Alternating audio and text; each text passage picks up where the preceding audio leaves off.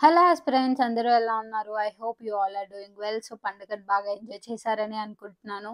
ఫైనల్‌గా ఇన్ని రోజుల తర్వాత నాకొక ప్లానింగ్ అనేది అవసరం అని చెప్పేసి టైమ్ టేబుల్ ప్రిపేర్ చేసుకోవడం స్టార్ట్ చేశాను. ఈ టైమ్ టేబుల్ చాలా ఇంపార్టెంట్ అని నాకిప్పుడు అర్థమైంది. ఎందుకంటే ఒక సబ్జెక్ట్స్‌ని సెగ్రిగేట్ చేసుకొని చదవడం వల్ల చాలా వరకు మనకు బెనిఫిట్స్ ఉంటాయి. అండ్ మనకి ఎంత చదువుతున్నాం, ఏం చదువుతున్నాం అనేది ఒక ఆర్డర్ ప్రకారం అనేది ఉంటది కాబట్టి ఇది చాలా హెల్ప్ అయితదనే చెప్తున్నాను. మీకు కూడా చేసుకుంటే చాలా బెటర్. చాలామంది మీ టైమ్ టేబుల్ చెప్పమని అడిగారు. సో, టైమ్ టేబుల్ వచ్చేసి ఏం లేదండి. ఏ సబ్జెక్ట్ పట్టుకున్నా గానీ 2 అవర్స్ టైమ్ అనేది పక్కా ఇవ్వాలని చెప్పేసి ఒక 120 మినిట్స్ టైమర్ పెట్టుకొనైతే నేను చదువుతున్నాను. డైలీ 8 అవర్స్ చదవడం నా టార్గెట్‌గా పెట్టుకున్నాను. 4 సబ్జెక్ట్స్‌కి 2 అవర్స్‌గా నేను సెగ్రిగేట్ చేసుకున్నాననమాట. డివైడ్ చేసుకొని చదువుతున్నాను. ఏ సబ్జెక్ట్ అయినా 120 మినిట్స్ టార్గెట్ అనమాట. సో, ఫస్ట్ లాట్ అయితే స్టార్ట్ చేద్దాం ఇప్పుడు. ఫస్ట్ లాట్ నాకు వెడ్నెస్‌డే కాబట్టి తెలంగాణ మూవ్‌మెంట్‌తో స్టార్ట్ చేస్తున్నాను.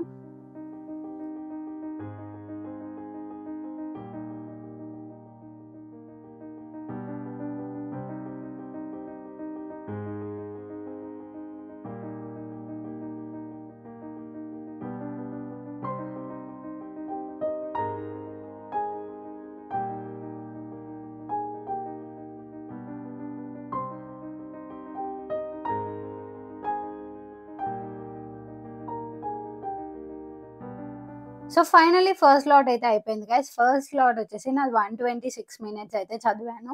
ఫస్ట్ లాట్ తర్వాత ఇప్పుడు ఒక 1 అవర్ బ్రేక్ తీసుకొని సెకండ్ స్లాట్ అయితే స్టార్ట్ చేస్తాను. సో, సెకండ్ స్లాట్ వచ్చేసి సొసైటీ ఈరోజు నాది. సొసైటీలో నేను ఒక పోల్ పెట్టాను.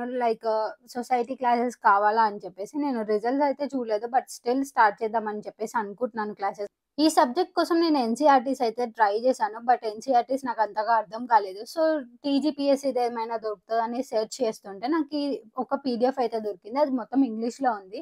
అదొచ్చేసి ఇంటర్ సబ్జెక్ట్. ఇంటర్ పిల్లలు ఎవరైతే ఉంటారో వాళ్ళ సబ్జెక్ట్ అనమాట. సో, అది స్టార్ట్ చేశాను. గ్యాప్‌లో నాకు ఆకలేసిందని చెప్పేసి చాయ్ మురుకులేసుకొని మన తెలంగాణలో అంటే చాయ్ మురుకులు కామన్ కాబట్టి అది తినేసి then started my second slot. Society సబ్జెక్ట్‌ని ఇన్ని రోజులు నేను అంతగా పట్టించుకోలేదు. అసలు ఆ సబ్జెక్ట్ ఉందని గూడా నాకు గుర్తుకు లేదు. అంతలా ఇగ్నోర్ చేశాననమాట ఆ సబ్జెక్ట్‌ని. బట్ ఇప్పుడు ఈచ్ అండ్ ఎవ్రీ సబ్జెక్ట్ అనేది ఇంపార్టెంట్ అని తెలిసొచ్చిన తర్వాత ఆ సబ్జెక్ట్‌ని కూడా రీడ్ చేయడం స్టార్ట్ చేశాను. మనకు తెలియకుండా సొసైటీలో ఇన్ని డిఫరెంట్ థింగ్స్ ఉన్నాయా? సొసైటీ అనేది ఇంత డైవర్స్‌గా ఉందా? అని చెప్పేసి అనిపిచ్చింది నాకైతే. సో, ఇది మన పీడీఎఫ్. ఈ పీడీఎఫ్‌లో డీటెయిల్‌గా ఎక్స్‌ప్లనేషన్ అయితే ఉంది. దాన్ని షార్ట్ ఫార్మ్‌లో ఇలా నోట్స్ రాస్తూ ఉన్నాననమాట. సో, మీ అందరికైతే నేను ఒక పోల్ పెట్టాను. లైక్ సొసైటీ క్లాసెస్ కావాలా అని చెప్పి. నేనింకా పోల్ ఏంటి రిజల్ట్స్ అనేది చూడలేదు. But still I wanted to share this topics అనమాట. చిన్న చిన్న టాపిక్స్ ఎక్స్‌ప్లెయిన్ చేయడం నాకిష్టం. సో, అందుకనే ఎక్స్‌ప్లెయిన్ చేయడానికి ట్రై చేస్తున్నాను. సో, ఏమైనా తప్పులుంటే గనక ఐయామ్ సో సారీ.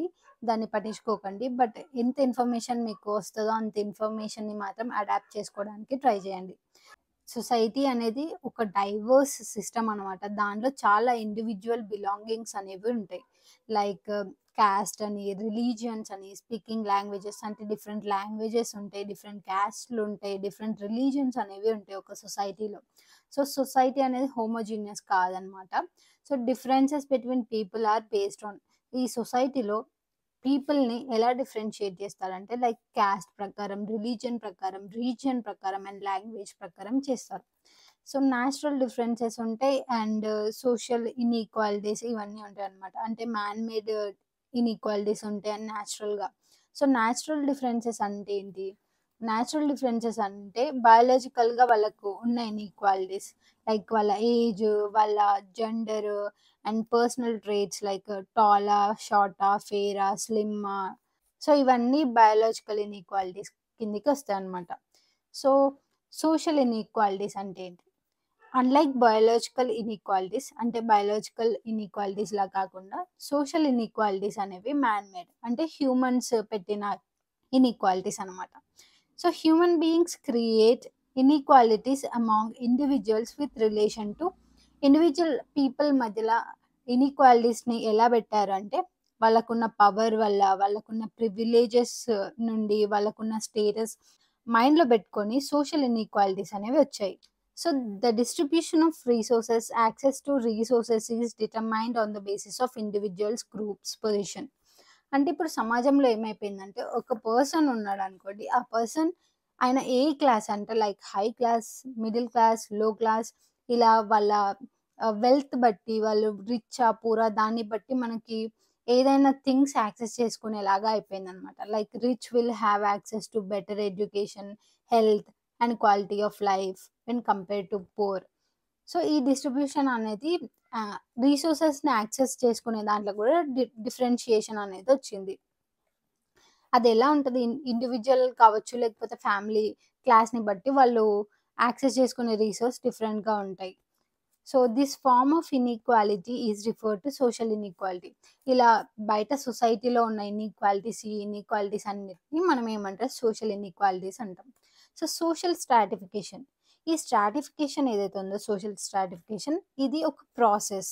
ఈ ప్రాసెస్ ద్వారా మనం పీపుల్ ఏ హైరార్కీలో ఉన్నారు అంటే like it refers to the hierarchical arrangement of individual or groups in a society based on factors.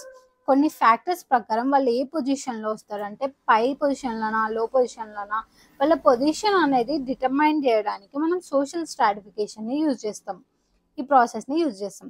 So, ఆ ఫ్యాక్టర్స్ ఏంటి అంటే వాళ్ళకున్న వెల్త్, వాళ్ళకున్న పవర్, వాళ్ళకున్న స్టేటస్ ప్రకారం మనం ఇలా హైరార్కికల్ అరేంజ్మెంట్ అనేది చేస్తాం వాళ్ళది. So, next society sets up its members according to superior, inferior, equal status criteria.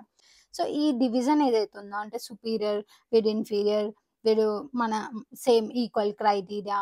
ఈ స్టేటస్ డివిజన్ ఏదైతే ఉందో that creates distinct social classes or groups. ఒక సోషల్ క్లాసెస్‌ని అండ్ గ్రూప్స్‌ని క్రియేట్ చేస్తదనమాట ఈ division. With varying access to resources and opportunities. ఏ class అయితే ఉందో ఆ క్లాస్‌కి తగ్గట్టు ఆళ్ళకి రిసోర్సెస్ అనేవి దొరుకుతాయనమాట.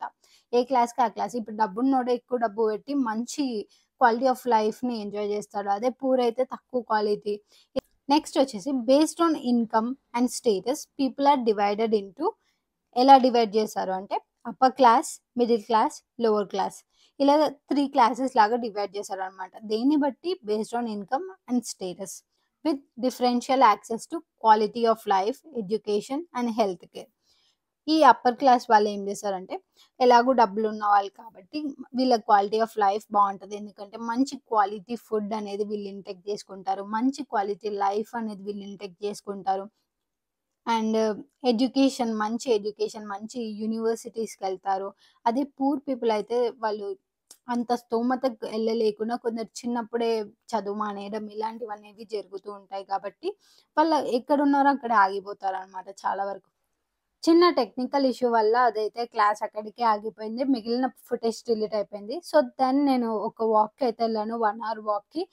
తర్వాత నా థర్డ్ స్లాట్ అయితే స్టార్ట్ చేశాను. థర్డ్ స్లాట్ వచ్చేసి పేపర్ 1 అనమాట. పేపర్ 1లో నేను right now reasoning and arithmetic abilities ఏదైతే ఉంటాయో, వాటిపైన కొంచెం కాన్సంట్రేట్ చేద్దాం అని చెప్పేసి అనుకుంటున్నాను. సో, అవి స్టార్ట్ చేశాను. ఎక్కువ ఇంగ్లీష్ అండ్ మ్యాథ్ ఏదైతే ఉందో దానిపైన కాన్సంట్రేట్ చేస్తే అట్‌లీస్ట్ మనకు 50 మార్క్స్ అయితే మన చేతిలో ఉంటాయి కాబట్టి, అది స్టార్ట్ చేశాను. దీనికి కూడా 2 అవర్స్ టైమర్ అయితే పెట్టుకున్నాను. And also one more important thing ఈ రైటింగ్ ప్యాడ్ ఏదైతే ఉందో రఫ్ ప్యాడ్ చాలా చాలా యూజ్ అవుతుంది నాకైతే. నాలాగా ఎవరైతే పేపర్స్ చాలా వేస్ట్ చేస్తారో వాళ్ళకి చాలా మంచి యూజ్‌ఫుల్ ప్రోడక్ట్ అనే చెప్పుకోవచ్చు. ఈ ప్రోడక్ట్‌ని నా సిస్టర్‌కి కూడా నేను గిఫ్ట్ చేశాను. ఎవరైతే యాస్పిరెంట్స్ ఉన్నారో వాళ్ళకి ఇలాంటి చిన్న చిన్న గిఫ్ట్స్ ఇస్తే చాలా హ్యాపీ ఫీల్ అవుతారు. ఎందుకంటే వాళ్ళకి చాలా యూజ్ అవుతది కాబట్టి. Finally done with the third slot. Third slot అయిపోయిన తర్వాత నేను కరెంట్ అఫైర్స్ అయితే ఒక 2 అవర్స్ నా మొబైల్‌లో విన్నాను. అందుకనే షూట్ చేయలేదు. So, done for the day guys. This is my daily routine అనమాట. ఇప్పటి నుంచి 8 అవర్స్ క్లాసెస్ వినడానికి ట్రై చేస్తున్నాను. If you like this video don't forget to like, share, subscribe. By by.